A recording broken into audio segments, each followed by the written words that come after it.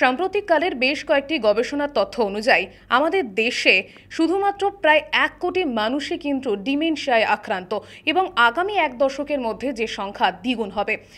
তবে শুধুমাত্র ভারতবর্ষ নয়, গোটা বিশ্বব্যাপী বর্তমানে ডিমেনশিয়ায় আক্রান্তের যে পরিসংখ্যান তা আগামী 2050 সালের মধ্যে 3 গুণ হবে, যা যথেষ্ট উদ্বেগের। তবে আপনার মনে হতেই পারে 2050 সাল অনেকটা পেছনের কথা বা অনেকটা দূরের কথা হয়তো, তবে একটা একটা করে দিন আপনি পিছিয়ে আসা কিন্তু সেই দিনটার দিকেই এগিয়ে যাবা। তাই বর্তমানে এই মুহূর্তেই আমাদের ভাবতে হবে। তো আশা করি আন্দাজ করতেই পারছেন আজকে কি নিয়ে কথা বলতে চলেছি। ডিমেনশিয়া নিয়ে কথা হবে। এই মুহূর্তে আমার সঙ্গে উপস্থিত রয়েছেন মণিপাল হসপিটাল সল্টলেক অ্যান্ড ব্রডওয়ের senior consultant neurologist doctor Anshu Sen. প্রথমে আপনাকে এস নিউজের পর্দায় স্বাগত স্যার। ডিমেনশিয়া নিয়ে যেহেতু প্রথমে অনেকগুলো গবেষণার তথ্য পরিসংখ্যান অনেকটা উল্লেখ করলাম, তবে রোগটা আসলে কি, সমস্যাটা আসলে কি, এবার আপনার কাছে জানার সময় এসেছে। ডিমেনশিয়া আসলে কি? ডিমেনশিয়া আসলে একটা নিউরোডিজেনারেটিভ অসুখ, স্নায়বিক অসুখ যা ক্রমশ এগোতে থাকে। ডিমেনশিয়া কথাটা এই যে ভুলে যাওয়া শুধু তা না, এর সঙ্গে অন্যান্য উপসর্গ কিন্তু থাকে, যেগুলো আমাদের ঠিকমতো রুগীকে পরীক্ষা নিরীক্ষা করে দেখতে হবে। তার জন্য একটা ডিটেল কগনিটিভ অ্যাসেসমেন্ট দরকার। সুতরাং ডিমেনশিয়া শুধুমাত্র ভুলে যাওয়া না, এর সঙ্গে অন্যান্য উপসর্গ যেগুলো থাকে সেগুলো আমাদের অ্যানালাইসিস করতে হবে এবং সেগুলো ঠিক মতো অ্যানালাইসিস করার পর তার উপযুক্ত পরীক্ষা নিরীক্ষার ব্যবস্থা করতে হবে। একদমই। এই ডিমেনশিয়া হওয়ার পেছনে কি কারণ রয়েছে, কেন হয় সেটা যদি একটুখানি উল্লেখ করতেন। এখন তো কমনেস্ট কজ হচ্ছে অ্যালজাইমার্স ডিজিজ। এর সাথে অন্যান্য কারণও থাকতে পারে, যেমন ভাস্কুলার ডিমেনশিয়া, হেড ইনজুরির পরে হতে পারে, ইনফেকশনের পরে হতে পারে, এবং অনেক সময় দেখা গেছে যে হার্পিস প্লাস এনসেফালাইটিস বা কোনো ইনফেকশনের পরে এই ধরনের সমস্যা দেখতে পাওয়া যেতে পারে।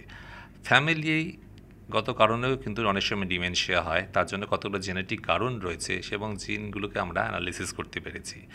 এবং দেখা গেছে এখন বেশিরভাগ অসুখই কিন্তু জিন রিলেটেড, যেমন স্ট্রোকও এখন একটা জেনেটিক ডিজিজ। সুতরাং এই অ্যালজাইমার্স ডিজিজ যা ফ্রন্টোটেম্পোরাল ডিমেনশিয়া, যে সমস্ত ডিমেনশিয়ার কথা আমরা আলোচনা করব, এগুলোর মধ্যেও কিন্তু একটা জিনগত ত্রুটি কিন্তু নিহিত রয়েছে এবং সেগুলো আমরা ডিটেল অ্যানালিসিস করে জানতে পেরেছি যে এছাড়া ক্যাডাসিল বলেও আরেকটি অসুখ আছে, যেখানে নর্থ-3 মিউটেশনের জন্য কিন্তু এই ধরনের সমস্যা দেখতে পাওয়া যায়। আচ্ছা, আমি শুরুতে বেশ কয়েকটা গবেষণার কথা উল্লেখ করছিলাম যেখানকার তথ্য জানান দিচ্ছে যে আগামী যত দিন যাবে ডিমেনশিয়ায় আক্রান্তের সংখ্যাও বাড়তে চলেছে। এর পেছনে কেন বাড়তে পারে, কি কি কারণ কাজ করছে বলে আপনি মনে করেন? প্রথমত যেটা আমরা আলোচনা করলাম এক্ষুনি, যে জিনগত ত্রুটির জন্য এই সমস্যা হতে পারে। যেমন অ্যালজাইমার্স ডিজিজের ক্ষেত্রে ApoE4, প্রিসেনলিন 1, প্রিসেনলিন 2 এই ধরনের জিনের যে ত্রুটি থাকে তার জন্য ডিমেনশিয়া অ্যালজাইমার্স হতে পারে। আবার ফ্রন্টোটেম্পোরাল ডিমেনশিয়ার ক্ষেত্রে কতগুলো জিন আমরা আবিষ্কার করেছি, সেগুলোর জন্য কিন্তু আবার এই ত্রুটির জন্য এই ধরনের অসুখ দেখতে পাওয়া যেতে পারে। আর এছাড়া অনিয়ন্ত্রিত জীবনযাত্রা, যেমন মদ্যপান, ধূমপান, ঘুমের ব্যাঘাত ঘটা, ডিপ্রেশন, সুগার অনিয়ন্ত্রিত যদি থাকে কারোর, উচ্চ চাপ যদি কারোর থাকে এবং সেগুলো যদি ঠিকমতো নিয়ন্ত্রণ করা না হয়, তার ফলে কিন্তু এগুলোর যে সমস্যাগুলো আরও দ্বিগুণ হতে পারে। এগুলো অ্যাসোসিয়েটেড কোমরবিড ফ্যাক্টর, এগুলো হয়তো ডাইরেক্টলি ডিমেনশিয়া তৈরি করছে না, কিন্তু এর জন্য কিন্তু ডিমেনশিয়ার যে প্রগনোসিস সেগুলো কিন্তু ভালো হয় না।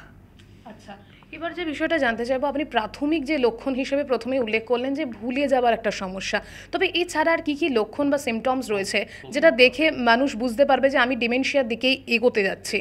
কারণ ভুলে যাওয়া তো আমরা অনেকেই ভুলে যেতে পারি।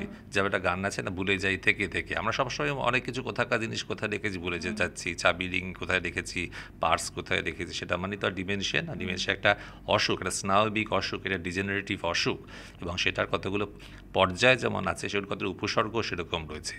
যেমন একটা তো ভুলে যাওয়ার কথা, এর সাথে কতগুলো বিহেভিয়ারাল প্রবলেমস রয়েছে, যেমন ব্যবহারিক কতগুলো ত্রুটি, যেমন ডিলিউশন, হ্যালুসিনেশন, কতগুলো সাইকোলজিক্যাল সিমটমস অ্যাপিয়ার করতে পারে, ডিপ্রেশন, কোথাকার জিনিস কোথায় রেখে যেমন ভুলে যাওয়া, কিন্তু সেরকম পরিচিত যাকে নিজেকে হারিয়ে ফেলা, চিনতে না পারা, পরিচিত লোকের নাম মনে করতে না পারা, নিজেকে আইডেন্টিফাই করতে না পারা, এই কতগুলো সমস্যা কিন্তু দেখতে পাওয়া যায়। এছাড়া কতগুলো আমরা যেগুলো বলি যে আমাদের কোঅর্ডিনেশন বা আমাদের হাত পায়ের যে চালনা শক্তি, যেগুলো আমাদের ব্রেন আমাদের কোঅর্ডিনেট করতে সাহায্য করে, এবং সেগুলো যত অসুখটা গড়াতে থাকে, এগোতে থাকে, তত কিন্তু এগুলোও কিন্তু ব্যাহত হতে থাকে। কোনো কোনো ক্ষেত্রে দেখা গেছে যে সোশ্যাল ইনকন্টিনেন্স, যেখানে সেখানে ইউরিন করে ফেলার একটা প্রবণতা থাকতে পারে, এই ধরনের সমস্যা।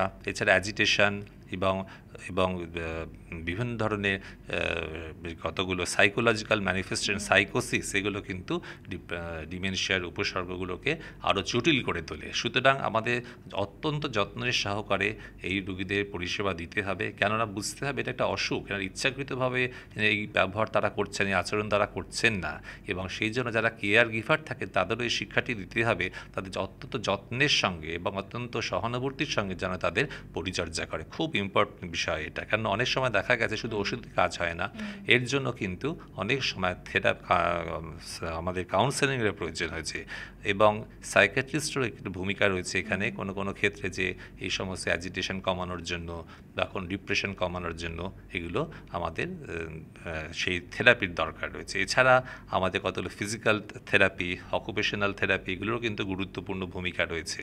আমরা দেখেছি কোভিডের সময়, একটা আইসোলেশনের সময় এই ধরনের উপসর্গগুলো আরও বেড়ে গেছিলো, একাকিত্ব এবং সেই সমস্ত সোসাইটি থেকে উইথড্রন হয়ে যাওয়া। এবং এটা একটা খুব ইম্পর্টেন্ট, কারণ যত সোশ্যাল ইন্টারাকশন হবে তত কিন্তু আমাদের নিউরাল নেটওয়ার্কগুলো কাজ করতে সক্ষম হবে, নতুন নতুন সাইনাপস গ্রো করবে, এবং এই ক্ষেত্রে মিউজিক থেরাপির একটা ইম্পর্ট্যান্ট রোল রয়েছে। যত আমাদের মস্তিষ্কগুলো সচল থাকবে তত আমরা আরও বেশি ভালোভাবে ডিমেনশিয়ার ট্রিটমেন্ট করতে পারবো, কেননা এই যে কনস্ট্রাকটিভ কাজের মধ্যে, যেমন গান গাওয়া, গান রচনা করা, ছবি আঁকা, এবং খবরের কাগজ পড়া, বক্তৃতা দেওয়া, যেমন যে কাজে ইন্টারেস্ট, মানে সেই কাজে তাকে উৎসাহিত করা, এগুলো কিন্তু খুব গুরুত্বপূর্ণ। কারণ আমরা দেখেছি কোভিডের সময় অনেক মানুষ ওষুধ খেতে ভুলে যেতেন, এবং সেই ওষুধগুলো শুধুমাত্র ডিমেনশিয়ার ওষুধ না, তাদের হয়তো অনেকের ডায়াবেটিস আছে, অনেকের হয়তো হাইপারটেনশন আছে, সেগুলো খুব গুরুত্বপূর্ণ, সেগুলো ভুলে যাওয়া কিন্তু খুব মারাত্মক। কারো এই জন্য সুগার ফল করেছে, কারো সুগার অতিমাত্রায় বেড়ে গেছে। সুতরাং এই মনে রাখার জন্য একজনের পরামর্শ এবং সাহায্য দরকার, যিনি তাকে মনে করিয়ে দিতে সাহায্য করবেন। কেয়ার গিভারদের এই ক্ষেত্রে একটা গুরুত্বপূর্ণ ভূমিকা রয়েছে। একদমই তাই। আপনি যেহেতু করোনার কথা উল্লেখ করলেন, বেশ কয়েকটা তথ্যও কিন্তু এই কথা বলছে যে করোনা কালের পরে আমরা দেখেছি যে ডিমেনশিয়ায় আক্রান্তের সংখ্যা বাড়ছে। তো এই জায়গাতে যে প্রশ্নটা যেটা জানতে চাইবো সেটা হচ্ছে, এই সমস্যাটা কি কিউরেবল পুরোপুরি? ডিমেনশিয়া কখনোই পুরোপুরি কিউরেবল হতে পারে না যদি না কোনো রিভার্সেবল কজ থাকে। কিছু কিছু কজ অফ ডিমেনশিয়া কিন্তু রিভার্সেবল, যেমন নর্মাল প্রেশার হাইড্রোসেফালাস। যদি কারো হাইপোথাইরয়েডিজম থাকে, সেখানে আমরা অনেক সময় দেখি যে এই ক্ষেত্রে থাইরয়েড সাপ্লিমেন্টেশন করলে, অথবা কারো যদি শান্ট বসানো যায়, সেই ক্ষেত্রে কিন্তু রিভার্সেবল হতে পারে। কারো ক্ষেত্রে যদি ভিটামিন B1 B12 ডেফিসিয়েন্সি থাকে, সেই ক্ষেত্রে যদি সেগুলো আমরা সাপ্লিমেন্টেশন থেরাপি দিই, তাহলে অনেক সময় দেখা গেল ডিমেনশিয়ার ইমপ্রুভমেন্ট হয়েছে। কিন্তু যেমন Alzheimer's disease is a progressive disease, এটা ইরিভার্সেবল কন্ডিশন। আবার ফ্রন্টোটেম্পোরাল ডিমেনশিয়া বলে এক ধরনের ডিমেনশিয়া আছে, সেখানে কিন্তু ভুলে যাওয়ার চাইতে ব্যবহারিক পরিবর্তন বা বিহেভিয়ারাল সিমটমসগুলো আরও বেশি প্রকট হয়ে দেখা যেতে পারে। যেমন অ্যাবিউসিভ ল্যাঙ্গুয়েজ, কোথাকার জিনিস কোথায় রাখছে যেমন ভুলে যাওয়া আছে, তা কিন্তু ব্যবহারিক পরিবর্তনটা কিন্তু অনেক বেশি রকম অবসেসিভ কম্পালসিভ ডিসঅর্ডার, বিভিন্ন ধরনের কিন্তু এই মানসিক পরিবর্তন দেখতে পাওয়া যায়। এবং অনেক ক্ষেত্রে দেখা গেছে যে এই ফ্রন্টোটেম্পোরাল ডিমেনশিয়া যারা আক্রান্ত হয়েছেন, তারা অনেক প্রাথমিক পর্যায়ে সাইকিয়াট্রিস্টের শরণাপন্ন হয়েছেন, পরবর্তী সময় কিন্তু অ্যানালিসিস করে দেখা গেছে তার ডিটেল ক্লিনিক্যাল অ্যাসেসমেন্টের কতগুলো নিয়মাবলী রয়েছে, দেখা গেছে ফ্রন্টোটেম্পোরাল ডিমেনশিয়ায় আক্রান্ত। এছাড়া ভাস্কুলার ডিমেনশিয়া বলে একটি এন্টিটি আছে, যেখানে রিপিটেড স্ট্রোকের পরে আমাদের step wise decline in cognitive function দেখতে পাওয়া যায়। সেই ক্ষেত্রে আমাদের ব্লাড প্রেশারের নিয়ন্ত্রণ রাখতে হবে, রেগুলার ব্লাড প্রেশার মনিটর করা। আমার ব্লাড প্রেশারকে আমরা খুব গুরুত্ব দিই না, ব্লাড প্রেশার আছে, কেউ বলে লো প্রেশার, কেউ বলে হাই প্রেশার।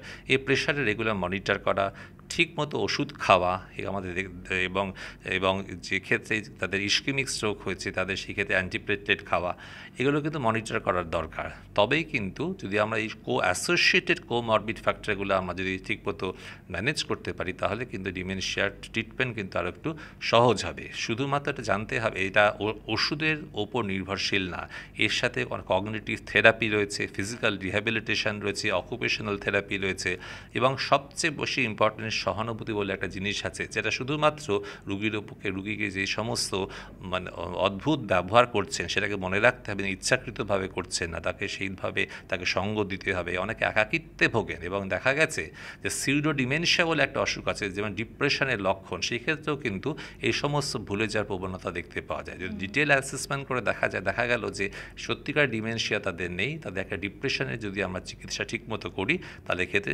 তাদের এই স্মৃতিশক্তিগুলো অনেক বৃদ্ধি পাবে। একদমই তাই। তবে আর একটা বিষয় যেটা জানতে চাইবো আপনার কাছ থেকে, যে আমরা জানি ডিমেনশিয়া সমস্যাটা একটা বয়সের পরে, মানে বয়স্কদের মধ্যেই বেশিরভাগ সময় দেখা যায়। তবে বর্তমানে আপনারা তো এই ধরনের পেশেন্ট যখন পান, কি মনে হচ্ছে যে এই বয়সটা এখন আর কোথাও গিয়ে আটকে নেই, এগিয়ে আসছে? আপনি বেটার বলতে পারবেন। হ্যাঁ, এখন আমাদের যেটা আমি আলোচনা করলাম, একটা ফ্যামিলি হিস্ট্রিতে খুব ইম্পর্টেন্ট জেনেটিক ফ্যাক্টর একটা রয়েছে। এছাড়া যেটা বলবো যে আমাদের যে লাইফস্টাইল মডিফিকেশন কিন্তু খুব দরকার। এই যে আমাদের ব্যস্তবহুল জীবনযাত্রার মধ্যেও কিন্তু কতগুলো আমাদের জীবনযাত্রার কতগুলো মান ঠিক করে রাখতে হবে। ঠিক মতো ঘুম যেন হয়, পর্যাপ্ত পরিমাণে ঘুম, অ্যালকোহল এবং ধূমপান থেকে দূরে থাকা, রেগুলার শরীর চর্চা করা এবং সুষম খাদ্য গ্রহণ করা, এগুলো খুব গুরুত্বপূর্ণ বিষয়। এছাড়া যেটা বললাম, যাদের সুগার এবং প্রেশার, তখন অল্প বয়সে সকলেরই কারো না কারো সুগার প্রেশার ধরা পড়ছে, সেগুলো ঠিকমতো নিয়ন্ত্রণে রাখা।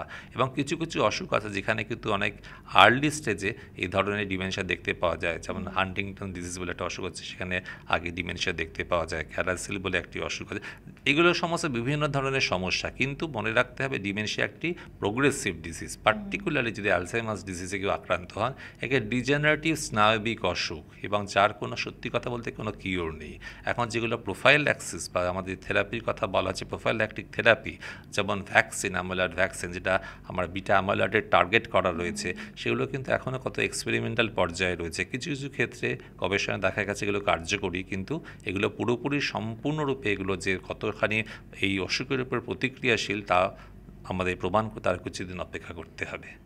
তবে আরও একটা বিষয় যেটা দিয়ে শেষ করব, যে দেখা যাচ্ছে যে আমাদের ইন্ডিয়াতে যে কজন ডিমেনশিয়ায় আক্রান্ত রয়েছেন তার মধ্যে প্রায় 90% ওপরে মানুষ কিন্তু এই চিকিৎসার বাইরেই রয়েছে। কারণ আমাদের মধ্যে তো এটা নিয়ে অনেক রকমের ভুলে যাওয়াটা আমাদের কাছে খুব সাধারণ ব্যাপার। তো এই চিকিৎসার বাইরে থাকাটা কতটা আমাদের জন্য সঠিক? প্রথমত এটা সচেতনতা বৃদ্ধি করা, অ্যাওয়ারনেস প্রোগ্রাম। শুধু ভুলে যাওয়া মানে প্রাথমিক পর্যায়ে যদি এই অসুখটাকে আমরা টার্গেট করতে পারি, তাহলে হয়তো এই অসুখের গতিরোধটাকে আমরা কিছুটা বন্ধ করতে পারবো। এটা প্রোগ্রেসিভ ডিজিজ। আর কোনো ক্ষেত্রে দেখা গেছে রিলেন্টলেসলি প্রোগ্রেসিভ এই অসুখগুলো হতে পারে। আমরা যদি অসুখের গতির প্রকৃতিটাকে আমরা কিছুটা বন্ধ করতে পারি এবং যদি জানতে পারি সঠিক কী অসুখটি হয়েছে, তাহলে কিন্তু আমরা এই সঠিক চিকিৎসা ব্যবস্থা করতে পারবো। এবং শুধু মনে রাখতে হবে যে শুধুমাত্র এটা কিন্তু ক্লিনিক্যাল ব্যাপার যেমন রয়েছে, এর সাথে কিন্তু কতগুলো আমাদের অ্যাসোসিয়েটেড পরীক্ষা নিরীক্ষারও আমাদের দরকার হতে পারে। যেমন সিটি স্ক্যান বা এমআরআই করে দেখতে পাওয়া যায় সত্যি ব্রেনের কোনো জায়গাটি ইনভলভ হয়েছে কিনা, সত্যি সেটা কোনো ট্রিটেবল কজ রয়েছে কিনা। যেমন ফ্রন্টাল লোব টিউমার একটা থাকতে পারে, নর্মাল পেশে হাইড্রোসেফালাস থাকতে পারে। এবং দেখতে হবে যে কোনো ক্ষেত্রে দেখা গেছে যে আমরা অ্যালজাইমার্সের ডিজিজের ক্ষেত্রে যেমন আমরা দেখতে পেতে পারি যে হিপোক্যাম্পাল অ্যাট্রফি, ভলিউমেট্রিক অ্যাসেসমেন্ট আমরা যদি হিপোক্যাম্পাসের করি, সেক্ষেত্রে কিন্তু আমরা হিপোক্যাম্পাল ভলিউমেট্রিক লস অ্যাসেস করতে পারি। এবং ফ্রন্টোটেম্পোরাল ডিমেনশিয়ার ক্ষেত্রে আমরা এই ধরনের আমরা এমআরআই এবং অন্যান্য ইনভেস্টিগেশনের মধ্যে দিয়ে আমরা যে জেনেটিক স্টাডিজের মধ্যে দিয়ে আমরা কিন্তু পুঙ্খানুপুঙ্খভাবেই অসুখটি শনাক্তকরণ করতে পারবো।